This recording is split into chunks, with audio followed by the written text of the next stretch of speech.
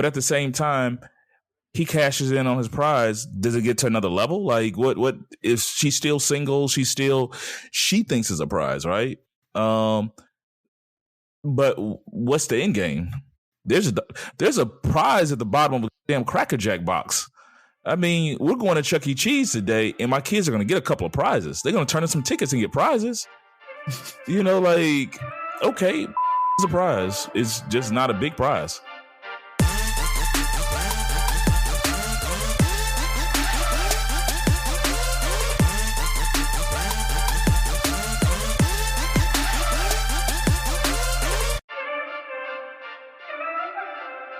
What up? It's Three Brothers No Sense. I am Tavares Ferguson, a.k.a. Ferg, joined my co-host, Buff and Razi. Fellas, tell them what's on your mind. I am really known for rooting for the villain in a lot of movies. Thanos, Killmonger, Heath Ledger's Joker, Bane. But sometimes it's justified. I watched a scary movie called La Llorona, The Curse of La Llorona, something like that. It's on HBO Max. So spoiler alert, if anybody plans on watching it, skip the next 20 seconds. But I'm going to try not to reveal too much anyway. I just want to say, at one point, I was rooting for the monster, ghost, whatever you want to call it, because the little girl was so stupid. And I know you shouldn't call little girls stupid, but it's a movie, so I feel like I can do it. She's so stupid. Put it like this. They had figured out a way. We don't discriminate. That's right. They had figured out a way to keep the monster out the house. And she risked it all for a goddamn ragged ass baby doll. Okay? And it's not like she didn't know. It's not like she was so young that she didn't understand. She knew. She was scared of the monster. She was running away from it. She knew the seriousness of it. But after all was said and done and they safe and sound, she let it back in because she tried to get her damn baby doll. That's all I'm going to say. So at that point, I started rooting for the monster. So I don't always root for the villain, but when you do stupid-ish, then, I'm like, you know what? I'm on the villain side now. So check that out if you're looking for a new scary movie to check out. It's decent. They don't make great scary movies anymore, but that one was pretty decent. So that's all I got. Kept it nice and brief. Nice and brief. I want to start by saying it's still Roll Tide. Roll. Oh man, people be so happy when y'all lose, bro. oh man. Yo, God. man, it's like people tear down their goalposts, rush the field just because they beat Alabama. When Alabama wins, it's just another Sunday. So I get it. Cool. Take your win. Enjoy. That's great. But, it's just so funny to see so many people hate on Alabama to the point where when they lose, it's like a big deal. It's just funny to me. So anytime you talk about the Cowboys, that's Alabama. It's the fact that people who have no reason to hate you, it's certain teams. You. And so it's certain teams. So I have no remorse for you guys. It's just like, now Alabama has been winning. I give them that. But it's still like, when your team is the Cincinnati Bengals, why root against the Cowboys? When your team is USC, why are you rooting against Alabama? But hey, it makes no sense. Yeah. You're in the Pac-10, you Conference USA, whatever. You're happy. So, but that was a hell of a game. In the words of the late Ray Ray. I was like, the words of the late Ray Ray. Alabama lost.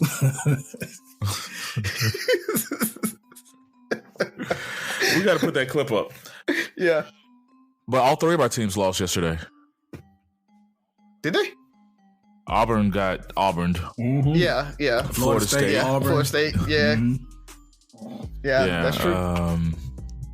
But it's tough being an Auburn fan right now, bro. It's just them boys just find a way. Like, how else can we find a way to? I've never seen a quarterback or any player break out and run himself out of bounds. Like, this dude broke for like a 50-yard scramble, hit the sideline, turned the Jets on, and stepped out of the 10. Nobody else around him. He scored. I mean, he would have scored.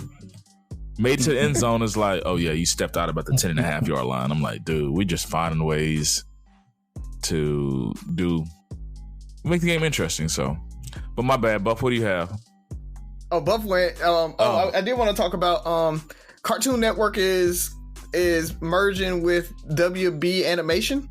So that's that whole WB Discovery thing that's happening right now. They're buying up everything in that merger. So they're combining Cartoon Network with WB. I don't know what that means, but it's just interesting because, you know, a lot of people are making a big uproar about the whole Cartoon Network, and Discovery's been canceling a bunch of stuff. And so now Cartoon Network, a lot of shows are going to get canceled there. I don't know what it means. Right now, they said that everything is still the same. It's probably going to be like upper management where, you know, they find the economy of scale and all that by combining them. So that might change, but they haven't really made decisions on any of the cartoons. So, you know, Teen Titans Go and all the good ones on Cartoon Network right now are safe. But yeah, they're merging. Teen Titans Go is trash. The initial Teen Titans was better. It was better, but Teen Titans Go is not trash. Teen Titans Go is actually really funny. It's freaking potty humor, bro. You know, like it's farts and it's not good. It's not for us. It's for 10-year-olds. So potty humor is perfect for it. It's not good. So, the original Teen Titans was better. Remember when they rebooted He-Man and Thundercats, Teen Titans and they tried to make it for the kids? Is that the one where Beast Boy be rapping sometimes? Yes. Yeah. See, exactly. The songs be banging. Beast Boy, I be catching villains. You know, getting he getting money, that paper bag money, like the pyramid scheme, all of that. Like he has some bangers, but you sleep on Cyborg. Cyborg actually has some bangers. I'm not sleeping on anybody. It is what it is. But, you know, whatever, man. Are you okay? That's my question. I'm fine. How are the kids doing? Are they taking it okay? Have you broke the news to them yet? Nah, they don't care. They don't even really watch Cartoon Network anymore. If it ain't on YouTube or like Ollie watches gamers, so he watches other people play video games on YouTube. So that's really all they ever watch, and Pokemon. So they don't care. Okay. They've grown past Cartoon Network. Okay. So what do you guys have planned for the rest of the day? Football, and Ollie has a game, or not a game. What is it? A birthday party he has to go to. What about you, Buff? Bought some new bar stools, so probably gonna put those together and watch football. Okay. Nothing exciting. Adulting, yeah. Well, you guys be careful and make sure you don't, overindulge on any low vibrational meals today. You know, you got to be careful out there and represent yourself well. Bruh, if I see another post about low vibrational meals, I'm going to throw my phone. Bruh, it's the internet, bruh. They take something and they run with it. I was so tired of you ain't swag or you not swag, and all of that. It's just everything. Once they set it up, everything just kind of is this big, huge to do, and you're gonna see it on everybody's timeline. I include ours. I mean, I'm not gonna lie. We jump on those bandwagons too, but it's just how it goes, man. I mean, everybody wants to opine on everything. Yeah. Well, speaking of you ain't swag. I don't know. Maybe we haven't been in swag long enough, so maybe I can't speak on what is swag. But I will say, if he's not swag, he is HBCU football.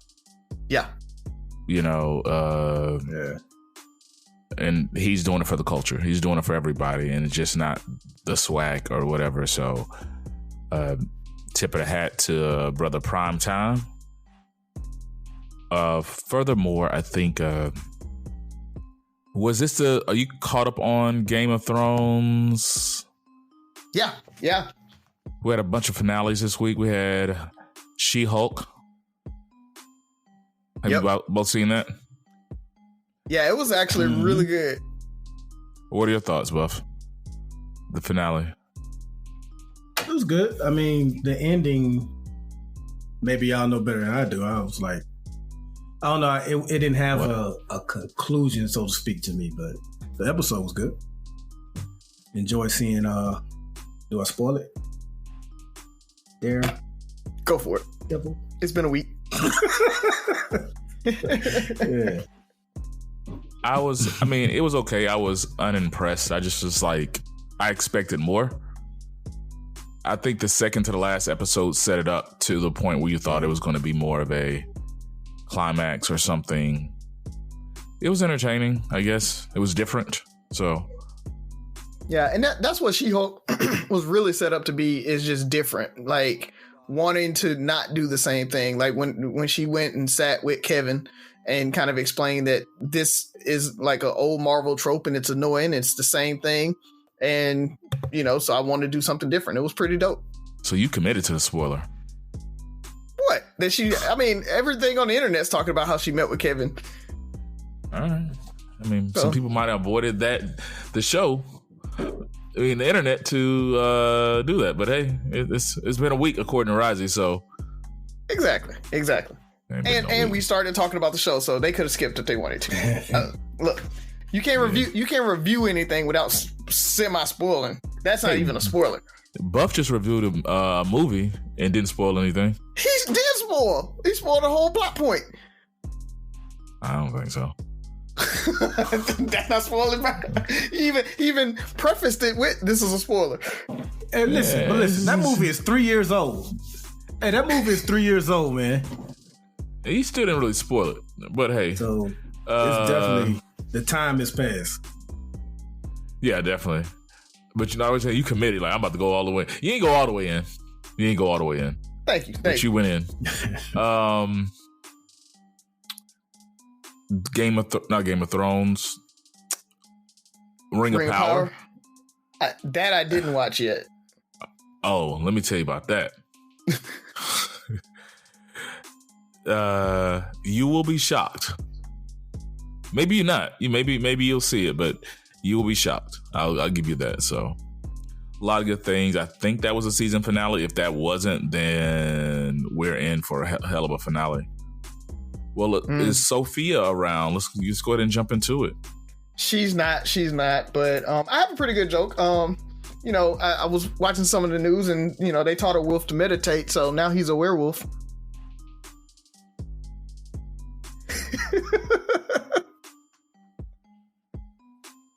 No. So you said we don't have Sophie? Oh. I hate y'all, man. Not as much as we hate your jokes, sir. Who's first today?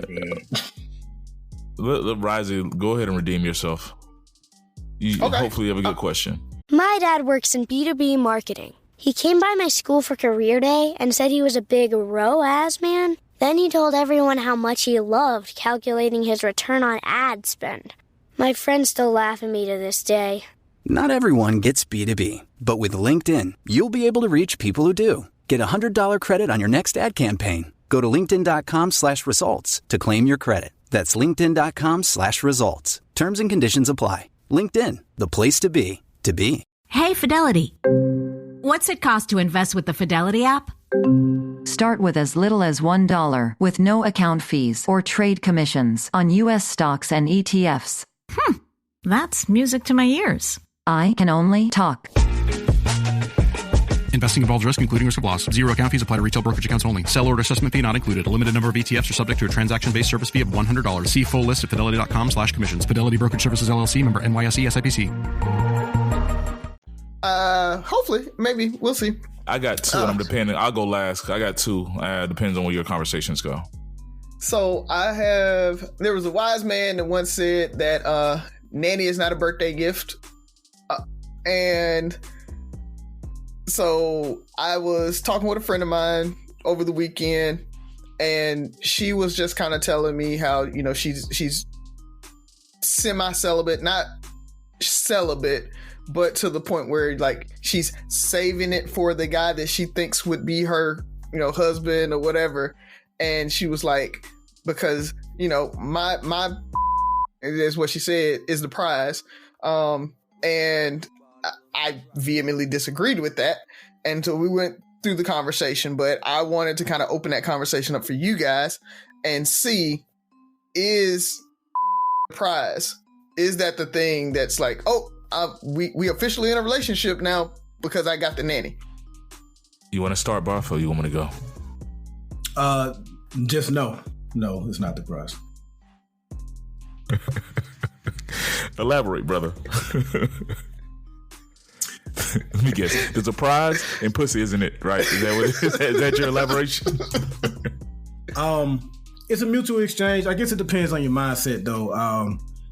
I'm sure for some men that is like the end all be all, like that is the goal. So it is the prize to them. But I mean, when you, I don't want to say a certain level, that's gonna make me sound, I don't know, but when you reach a certain age, experience in your life, like that's no, that's not the prize. No.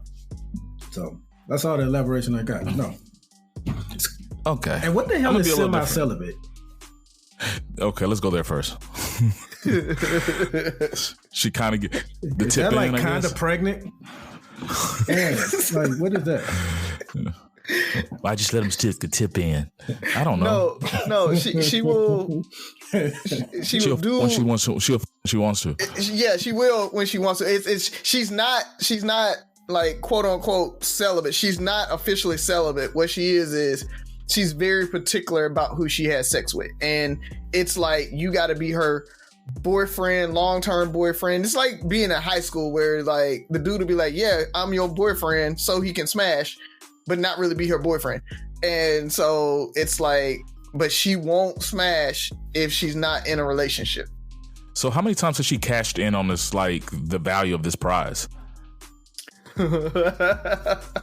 I mean, and what I mean that two ways. Like if she gives it up regardless. And women, once again, do what you want. We're not shaming you, but it's do what you want. But at the same time, he cashes in on his prize. Does it get to another level? Like what if she's still single? She thinks it's a prize, right? But what's the end game? There's a prize at the bottom of a damn Cracker Jack box. I mean, we're going to Chuck E. Cheese today, and my kids are going to get a couple of prizes. They're going to turn in some tickets and get prizes. You know, like, okay, it's a prize. It's just not a big prize. It's not a big prize. I mean, just being honest, right? It's more so the prize is the commitment. The prize is I'm going to be with you. I'm yours. We're together. This is only for you. Not just it's the whole giving of her, you know, but if you're just like, okay, I like him, I'm gonna give him the, that's it. You know, that's really okay. You know, I know a bunch of dudes who had girlfriends, you know, a bunch of girlfriends just because, you know, that's what it took. It's not the prize. It's the act of the commitment from her to be with him or whoever, which is the prize. It's not just comes a dime a dozen. I mean, we've heard it 1,000 times. It really does. And I don't know what kind of chicks y'all been messing with. I'm the prize. I get it. Whatever. I mean, if that's what you need to tell yourself, I'm just here to tell you guys don't value it the way you value it, or they value the conquest of it. And once they get it, it's not as valuable. Hence why niggas still cheat, right? If it's so valuable to them, then once they get this valuable prize, you know, then they should be content with life, right? But we're here to tell you, and it might be a tough pill to swallow, that I'm not saying it's not a prize, but consider the prize. What did you really win? I went to Alabama Tennessee watch party yesterday. Bought a couple of raffle tickets. I got a prize. I won a Tennessee Vols chair. Everybody there valued the chair. I mean, I'm okay. I kept it because I'm petty. Definitely kept it, sat in right in front of everybody. But hey, it is what it is. It's not really a prize to me. It's more valuable to these other people. I mean, you can keep value in that and put more value in it than you think it is. Put more value in yourself and what you bring to the table and all of you and the commitment that comes with the being part of the package, I guess. Yeah. I'll say this. Another great poet once said, I don't give a if she give it up on the first night. That just lets me know that she know what she wants out of life. Like, we do not care whether you give it up or not. Like, that isn't the prize. That isn't the thing that we're like, oh, she's giving it up, so now we're in an official relationship. And putting my feminist hat on once again, this idea of you giving yourself to that person and that's the only thing that you have, right? Or that's the thing that he's waiting on, or you're holding out to give that to him. I'm like, sex is nice. Sex is great. Sex is like it is a feeling that you can't get many other places. And I know women like that. And so why are you saying, oh, I'm giving him the instead of saying something like, I like that dude and I want to take his like, I want that from him. Like, put yourself on that where you are the prize and it's like, I want that. Like, put yourself on that level of you can go out and do that too. And not, and I'm not, I think we had this conversation. We're not saying go out and smash every dude out there. I'm not saying go out unless you want to. If you want to, cool. We're not saying that. What we're saying is stop acting like it's the, 2000 BC or whatever. And we're in biblical times where when guys wrote the Bible and they were like, oh, you got to save it for your husband. It was because they wanted that ownership of you. Stop. You don't have to that. Like, it's not, you can actually go out and be yourself and do you and have fun and enjoy and it not be this thing where you like, oh, I got to hold it for this one guy, because guys weren't taught that. Guys grew up and we were taught smash as many people as you can. And so it's this power dynamic of guys going out doing everything and girls not. It Game of Thrones, right? We talk about House of the Dragon. That's kind of, they talked about it. Rhaenyra, if she had been a dude, nobody would have said anything about her smashing somebody else. Nobody would even question the kids, right? But now, because she's a woman, they making a big deal out of it because she's smashing other people. So I'm all about empowering yourself. See, I'm all about empowerment. Empower yourself and actually go out and do what you want. Ladies, wrapping it all up, just making sure that you can go out and you can do you without the Bible or society or whatever telling you what you can and can't do. Screw these guys that are out there trying to make you feel like they have some ownership of you, or the only way that you can have value in that relationship is to bring sex. Sex is not it's not the end all be all of a relationship. You don't have to be in a relationship to have sex. I think they are very much separate when you really think about it. Yeah, like so in high school. Yeah, in high school when you go out with a girl, the first thing your boys will be like, "Did you beat? Did you hit? Did you hit?" That's the number one question. But I just think we're at a point in time. I didn't ask that question. Yes, he did. I think now if you go out with a woman, like, you're probably gonna get asked, how did it go? What did y'all, like, it's not all about the nanny, as Razi puts it. You still want me to go second? Yeah. Okay. My question is quite simply, we've talked a lot about the misbehavior of some police officers in this nation, in this country. So my question for you brothers is, despite all of that, do you guys trust the police? Why or why not? As black men in America, you're asking us if we trust the police. Do you trust the police? I trust some police. I trust some police. I trust individuals. I do not trust the system. I don't trust anybody in the criminal justice system, not just police. I don't trust the DAs, the judge, you know, who else did last Mr. Big say F? That's all I was saying. The jury. Didn't he say the jury? Like, oh, like, he said no, the jury too, like, and all those big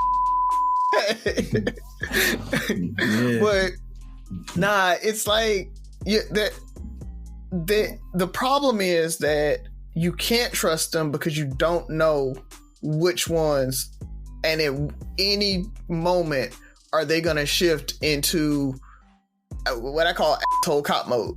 Like, you don't know when that is, and so you don't know if you say the wrong thing, they might be nice to you until you piss them off. But because a lot of times they're bringing what's happening at home and in the outside of work and outside of the job into that, right? And so they just might be having a real bad day. And the same thing that you said to them 3 weeks, 4 weeks, a month, 2 months ago when you got pulled over or something may not trigger them, but it might trigger them today. And all of a sudden you're getting pulled out of the car, or you're getting detained or whatever.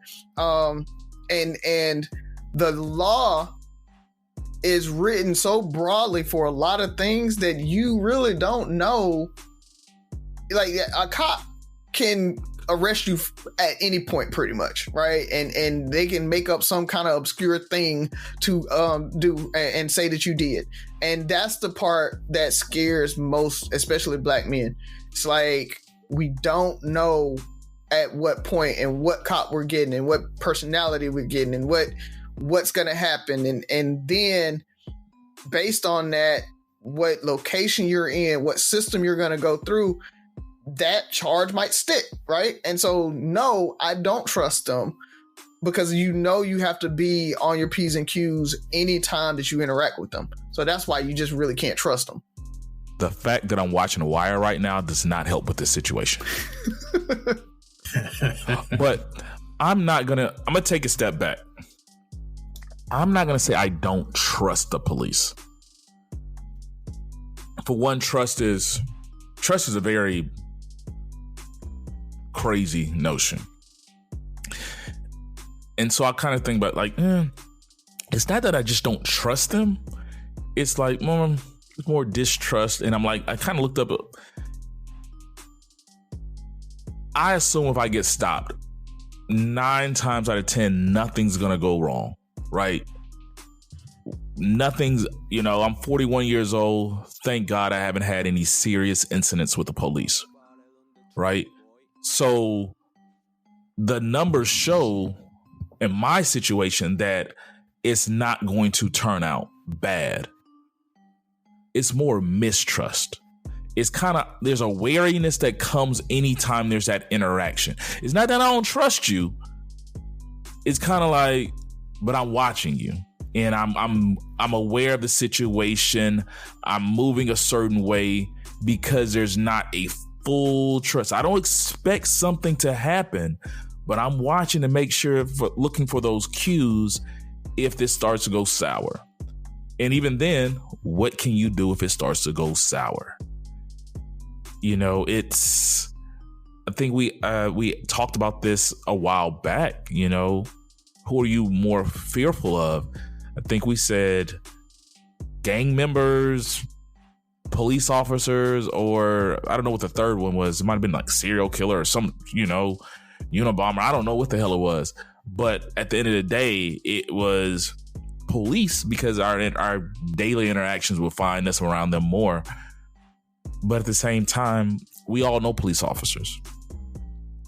We have family members, friends who, some of them might not help our belief in the police officers, but at the end of the day, they're not necessarily bad people. But at the end of the day, you still have to kind of look at them. You're watching. So I think as a black man in America, being black in America, there's a certain mistrust of anybody in authority.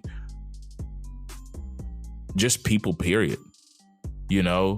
I mistrust, them as much as you might mistrust any, being the only black person in a all white area where a get out situation. Like, this could probably end up well, but at the same time, you're watching.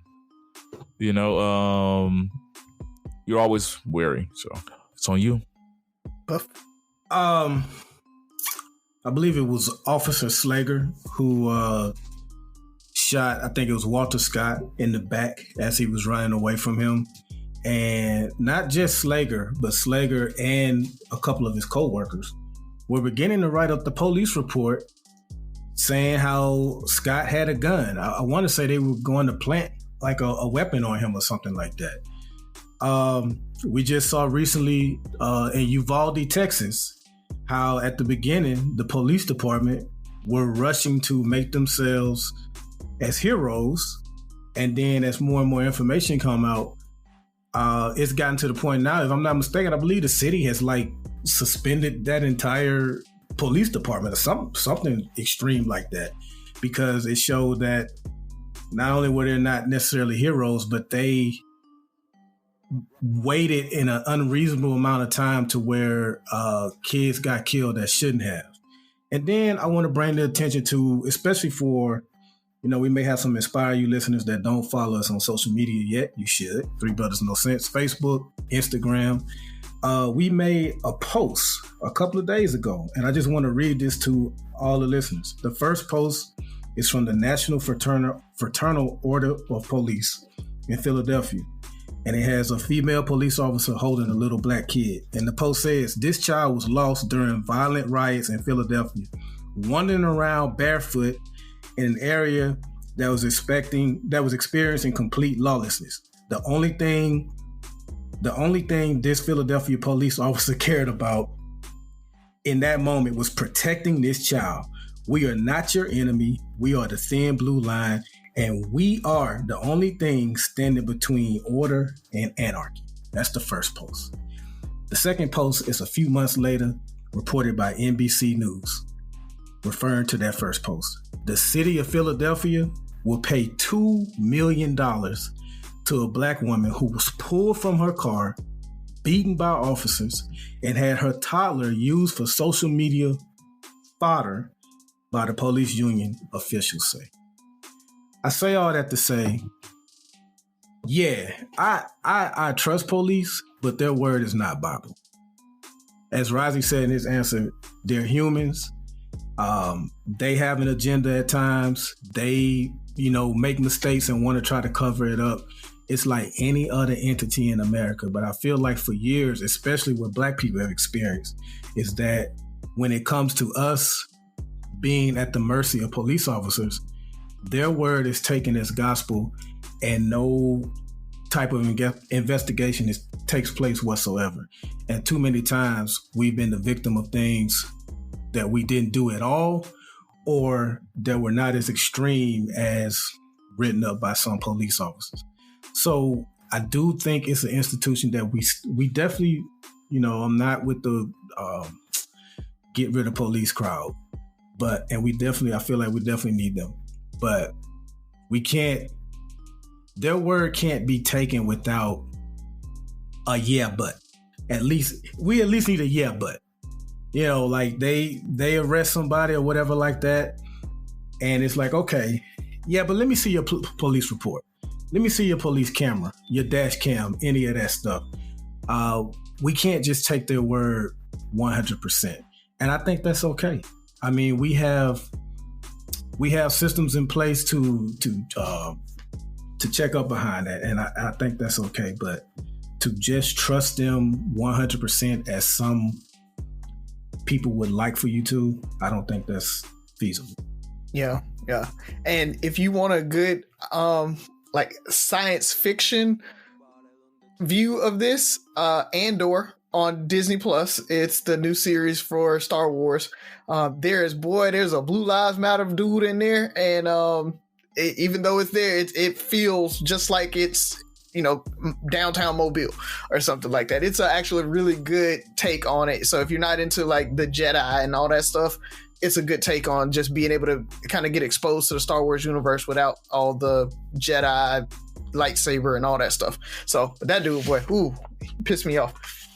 And the big lie is, by and large, people have never really, people only believe them when a certain group of people only believe the police when we're the ones being accused, when a certain race is being accused. But when it's them, then they want a little bit more research and investigation. Mm-hmm. So there's a presumption of guilt or a presumption of innocence, right? So they like, wait a minute. Yeah. I need to verify that the cops know what they're talking about. Yeah. He's a good kid. There's no way he could have done this. Right. On a day-to-day when nothing's happening, random traffic stop, you get pulled over, you get a ticket. Yeah, you were speeding, and you go on about your way. Most of the time, things are okay. But once you get in their crosshairs or something happens, I don't trust that it's going to play out in my favor. It's once you're on the naughty list or whatever, and a naughty list can be pulled over and you just look guilty. Once you're on their naughty list, that's when I just don't have faith in the system. I don't know if it starts with them. It starts with the local government. What's going on? It's just, it seems like so many people are in bed together, and it's scary to think about the power that the criminal justice system wields over us. Yeah. And like we said in a previous episode, I think it was when we were talking about defunding the police or whatever, it's the ask of the police has gotten so large that that's how they got a lot of that power. It's we didn't ask them to, or before we weren't asking them to try to proactively stop crime and all this and other. I mean, you look at the Andy Griffith show and that, like the sleepy sheriff sitting there like, oh, come help when they needed something, call them. That's generally what cops used to do, is just be there, be reactionary. And when we started saying we want you to proactively stop crime, and on top of that, we want you to handle mental health issues, and on top of that, we want you to do your traditional police job, and we want you to be murder police and figure out the murders, but then we want you to stop the murders too. It's like we've asked police to do so much that it's difficult for them to do their jobs. And that's why even when I will say defund the police, I say it from a standpoint of, I want to take some of that stuff that police shouldn't be doing off their plate. I'm not saying we don't need police. Like you said, but we need police. They have to be here. But we don't need to ask them to do as much as they do, because it's just too much for them. It would be too much for anybody to do all of the stuff that we ask cops to do. So I support police by saying defund the police, or by saying get some of that off their plate so that they can actually do real police work, as Bunk said. I just need to be held more accountable. If things aren't going to change, if we're going to keep this, I don't see us taking anything off their table anytime soon. Let's be honest. Yeah, we're not, but yeah. I just say be more accountable. You can't just harass citizens because you're in a very bad area and it's a lot of drug trafficking. Even if he's a criminal, we just had somebody shoot how many people the other day and come away scot-free. I mean, not scot-free, but like he's alive. Didn't look beat up, didn't look, but a young drug dealer on the corner that gets pulled in might get roughed up. They're both criminals. One has killed, one is a serial killer. But at the same time, it's, they can walk away and receive representation, presumption of innocence. I don't know what it is, but they're not getting the same treatment. I just want people to be held accountable. Yes, this guy was a dope dealer. Yes, he's a bad guy, but you can't beat him up. He's still going to go to jail, but you're going to get fined. Something's going to happen to you by breaking the law. When they break the law, police need to be held accountable. That's my thing. I would have a little more faith in the system if I knew that the people who were protecting me knew that they had to protect me, not just protect themselves and their livelihood and the department's livelihood. So with that, I'm done. Are you guys pretty up to date or been in the loop of the Jalen Rose situation? I haven't watched the video. What's going on? I haven't watched the video, but I know he bought a house and he's like putting his sister out. Like he bought the house for the mom. The mom has passed away. I guess he's trying to sell the house and he's asking the sister to leave and she doesn't want to leave. Something like that. Yeah, so Jalen Rose bought a house for his mother. His mother ended up getting sick and his sister moved in to help be a caretaker for the mother and, from my understanding, the grandmother. The mother passed about a year ago, and now Jalen Rose is trying to sell the house, and the sister feels like she should get the house or he should help her get back on her feet.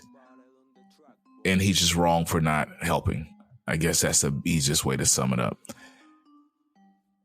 How do you guys feel about that? And the commentary, once again, it's not necessarily the situation. It's the commentary where people they're either this dude is trash, and putting proposals together about how much money he saved by letting his sister take care of the mother and all this stuff.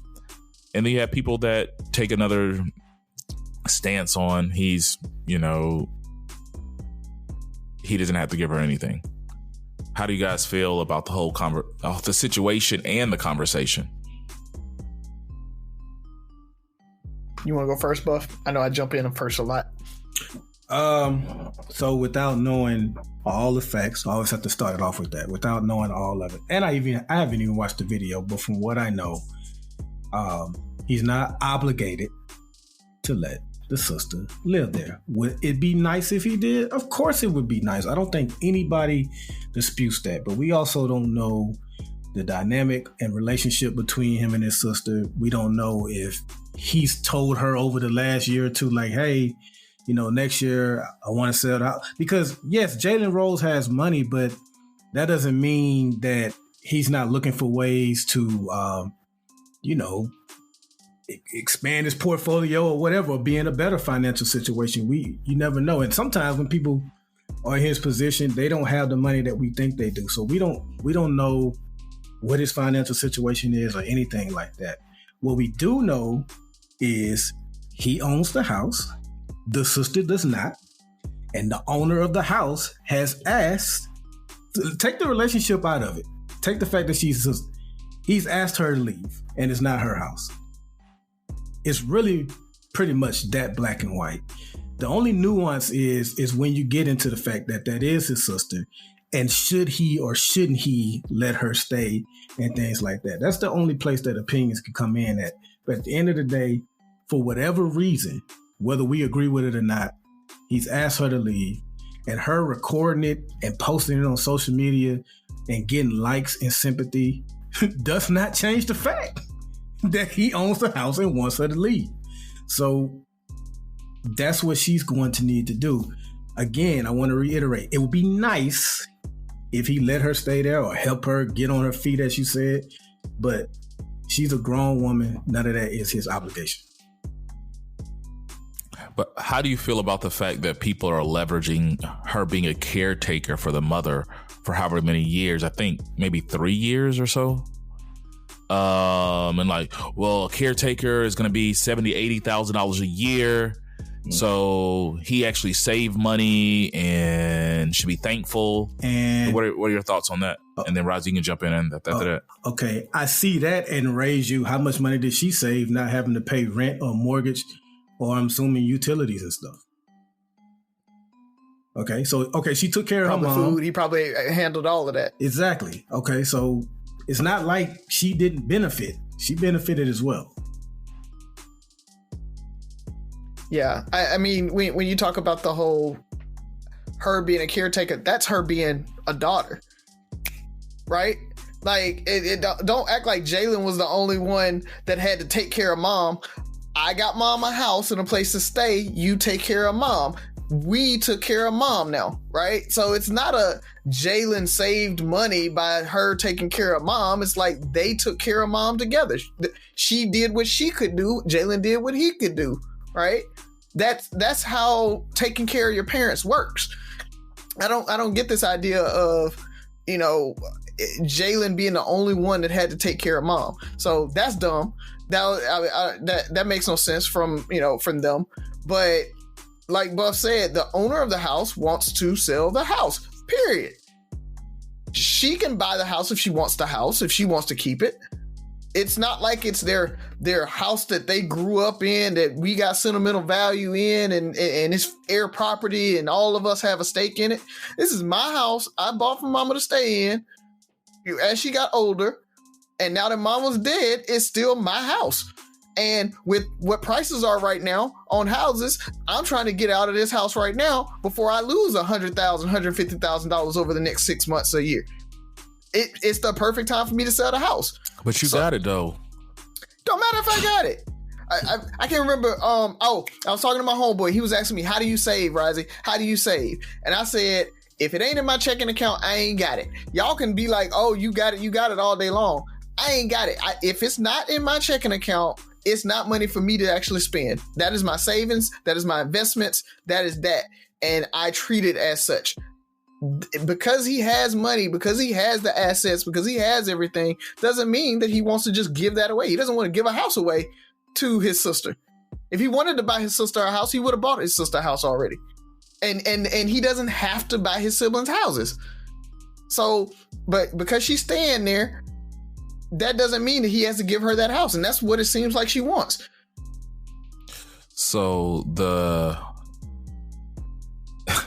so much to unpack.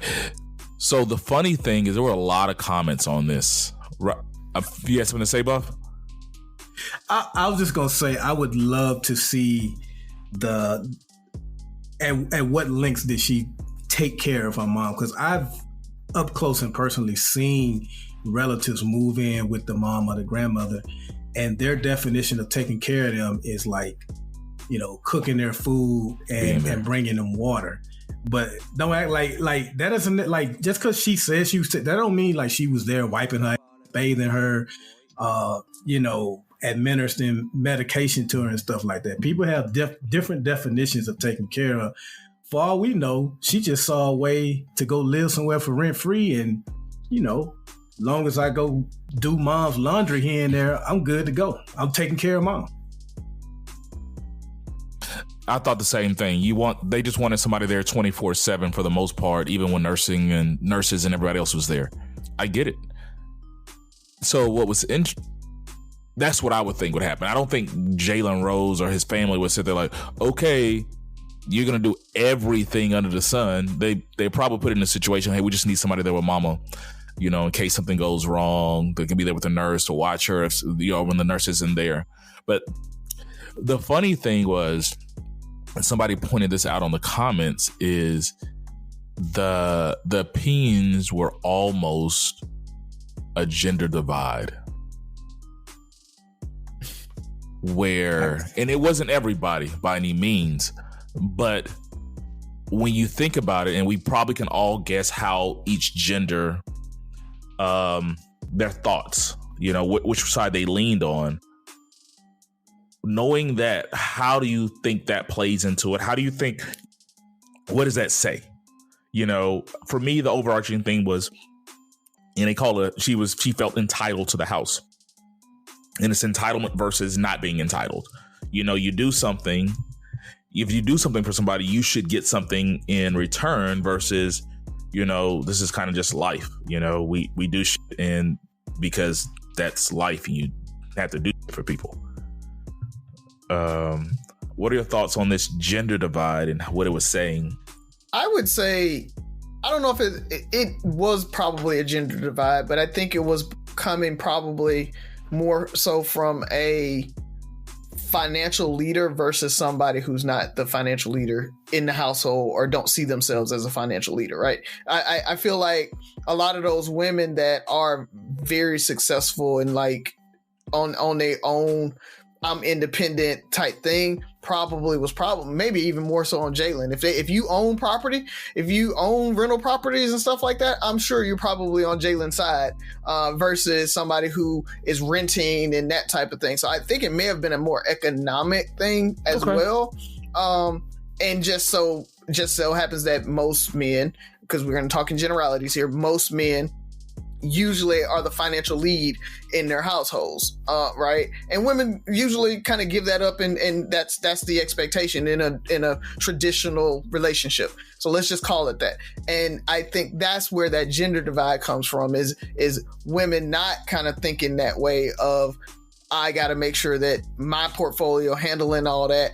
And the women that kind of jumped the fence and came over there with the guys are the ones that kind of had that portfolio, rental property and all that stuff. So I think that's where you saw the folks that were jumping back and forth, were the folks that kind of think differently. But for the general part, I think the gender came from an economic standpoint.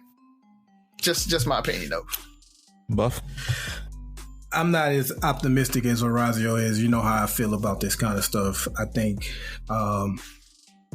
especially in our community, because I don't know about the white community or care when it comes to this, and that what I see is that we are always looking for ways to divide and be against one another. And I think most women saw that post and saw themselves and saw a man putting them out or not doing right by them and sided with the sister.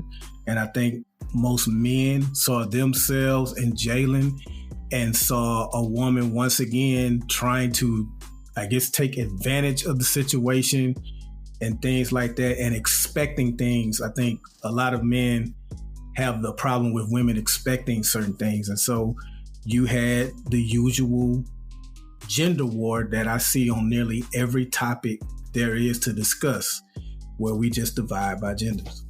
I wish I could be as optimistic as Razi, and hopefully he's right, but that's the way I see it. No, you make a good point. I agree with you, Buff. That's how I was looking at it. Is like, and of course, I kind of lean more towards Jalen for both reasons, though. You know, I think one of my initial comments was, I can't. Do you guys hear yourself? You're mad at somebody for not giving somebody a house. Like, that's literally what it's coming down to. Oh, that man won't give her a house. What the hell? A whole house? You know, not a free room, or like a whole house. You're mad because somebody won't give somebody a house. And then it was where the gender came in play to me it seemed like we were passing the buck. It was Jalen's mother. And Byron, you made the point of saying their mother a couple of times. Like, that was their mother. It wasn't Jalen's mother more than it was her mother, or vice versa. It was, you did X for mom, I did Y for mom. We took care of mom. You did your part, I did my part. Your part doesn't roll over to take care of me as well. You know, and somebody was going, so, you know, Jalen has the money, counting his pockets. Well, what if he would have had to pay? Okay, so let's say it was $80,000 a year. Did you expect her to pay 40 of it? It's their mom. She's just as responsible for taking care of her mother as he is, right? So that would have been a problem. Is like, well, Jalen Rose is asking his sister for half of the money to take care of their mother. I don't know what people want. And I try to look at things, and maybe this is my problem. I try to look at things as being as fair as possible. I'm going to call men out on their BS. I'm going to call women out on their BS. Like, this is our mom. It's not always 50-50. Your 50 might not look like my 50. You know, they count his pockets. Who can go out there and just buy their mama a whole house right now? Here you go, mama. Not many people that were posting that they should give the sister the house too. I mean, it was just, and like you said, I'm assuming they said, you know, people were assuming that she didn't have any income. So he was paying for the house, everything you said that comes with the house.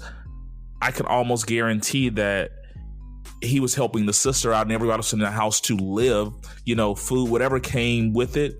Maybe even a small stipend because she has to get her, you know, she has to live. And, you know, your mother passes away a year ago.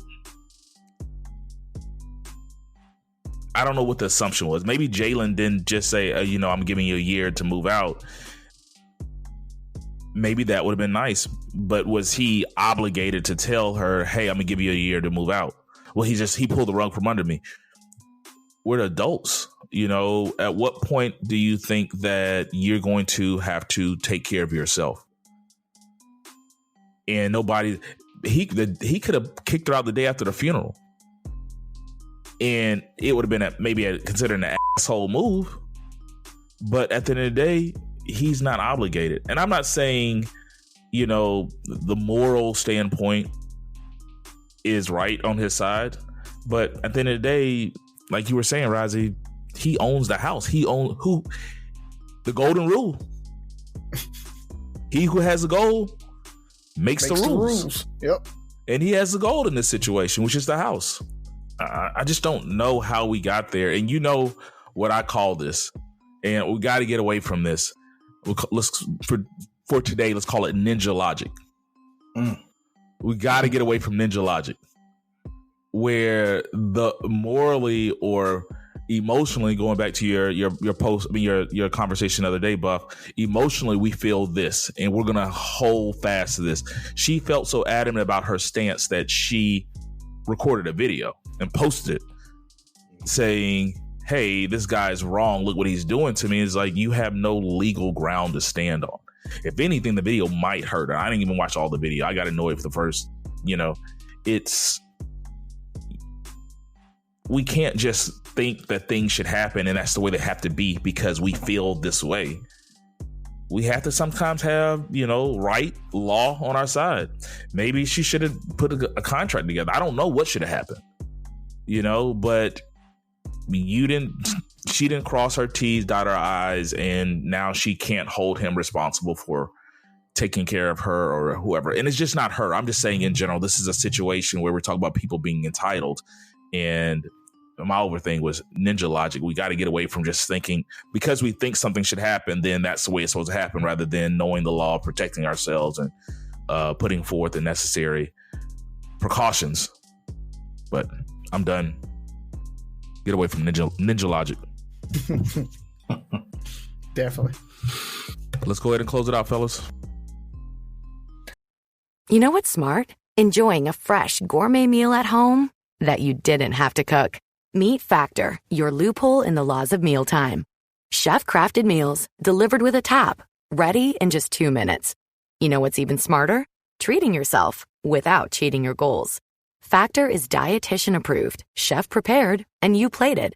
Pretty smart, huh? Refresh your routine and eat smart with Factor. Learn more at factormeals.com. This episode is brought to you by Abercrombie. Build your fits of the day with Abercrombie's newest denim drop. Here's where to start. Abercrombie's 90s straight jean goes with any shirt from tees to sweater polos. Super versatile. Their loose and baggy jeans are more trend forward, so you can grab those and go out with your friends.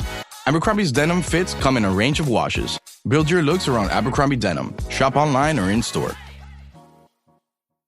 All I got, man, is, again, remind everybody, Shopping Styles coming up. Get your tickets 2 weeks out. Definitely going to be a dope event, so don't want to forget about that. If you're in the Birmingham area, come through. If you're not in the Birmingham area, we have virtual tickets, and the virtual part's actually still really fun. The silent auction, Buff will tell you, even though you're not there, you feel that pressure. So the silent auction is still really fun to be in there. You'll get a chance to see the fashion show and everything. It's gonna be a really good time. So make sure you get your tickets. We're 2 weeks out from it. We anticipate the in-person selling out, especially around Classic, it being around Classic. So get your tickets early. Don't wait. And I'll see you guys there. Yes, it's very fun. I've never had more fun losing something than I did that that bid, man. That was fun. All I got is, everyone knows I'm a huge boxing fan. It was a big boxing day yesterday. Clarissa Shields went over to the UK, and for the third time, this has never been done, even twice, she did it for a third time, became the undisputed champion in a weight class. The undercard, Alicia Baumgartner, she won as well. Deontay Wilder made his return back and won, and a young fighter by the name of Devin Haney went down to Australia, who is also undisputed now, and won his rematch down there in Australia. So I said all that to say that someone made a post on Twitter And I didn't read it fully. I just saw all the winners and I copied it and then posted it in this boxing group that I'm in with like over 600,000 people. And once I posted it, I saw that it said Black Excellence, which I was like, oh, okay. I didn't know this was like about that, but cool. I'm with it. It was real cool to see how many people were bothered by Black Excellence. I got called everything a racist, you race baiting. Why isn't it American excellence? Why does it have to be Black excellence? It's just real cool to see how you motherfuckers are still bothered by shit like Black excellence. Fuck y'all. It was Black excellence. I didn't mean for it to be that, but now that you bothered, yeah, Black excellence. Clarissa Shields went over there and she won and she's undisputed for the third time. Black excellence. Deal with it. Get 'em. Wow, I didn't expect that. Black excellence. Well, I got two things I really want to talk about really fast. I'll start with something that you probably never thought you would hear me say is, man, Lizzo's been in the news lately, I think for all the right reasons. I actually like her music. If you actually listen to it, I think she's very empowering for women. She makes really good music. I'm happy that she likes herself.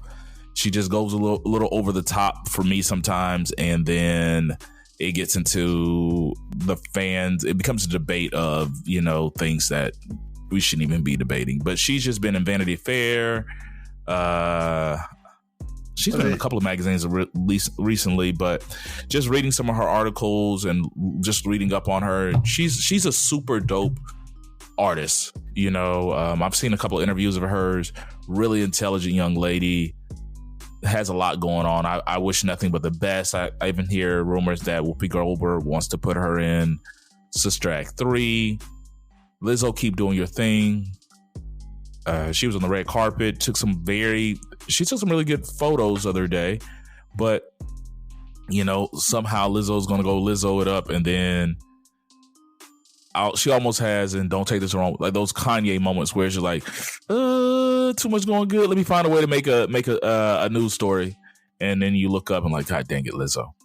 But keep it up, Lizzo. She'll be in Houston next week, so if you're in the Houston area, go check her out. I'm pretty sure she puts on a great concert. Secondly, a thing I wanted to talk about is, I know our generation and older generations, a lot of times we find ourselves critiquing the younger generations. We're pretty harsh. We talk about how lost their generations are, the lack of respect, all kind of things. And so I want to take a moment to acknowledge a moment I had the privilege of taking care of. So this past Friday, I went to a football game for one of our lamp-lighters. He's actually the lamp-lighter president. He's been the president for the last 3 years. Damian Terry, stellar young man. I think he's a team captain, and he also was Mr. Sterling. So he was the homecoming king. Bright young man. They played a game. They played a good game. They lost the end. Hard-fought loss. Felt bad for him. But we've all played sports. We've all seen people lose games, and you've seen that look of defeat, right? You've seen that the throwing the helmets, the throwing of the ball, the almost fighting on the sideline. We've seen all that stuff happen before. And after losing their homecoming game, after they had a lead, they lost at the last moment. They just couldn't close. Similar to, you know, what we saw yesterday, where it was, you thought the momentum have shifted and this is how this is going to end. There's no way they can lose at this point. After the game, the team was distraught. You saw crying. You saw everything. You could tell Damian had his moment, but it was just after the game when they were playing the alma mater. He was the only person on his team that when he took his helmet off, held it up proudly and was singing the alma mater with the band and everybody like that. And I was just watching him in that moment and watching him opposed to everybody else. And I was like, that's character. like to still be in that moment. And we were up there with his mom. I went over, took a picture of him. I'm like, I had to just say, you know what? Great job. You raised a fine young man. When I just see him compared to his peers and how he handles those situations, and not saying crying and being upset is right or wrong. I'm just saying the way you show up in those moments and represent yourself and represent the moment. Hell, I doubt I would have been that mature at 17, 18. I might not be that mature today, but I was proud of him. I was inspired by him to be able to not get caught up in the moment, still enjoy the other things, and still represent myself and those around me and the school, everything else around me properly. And I was just so proud of him in that moment. It seemed very small, but it's stuck in my mind all weekend. Like, damn, that is a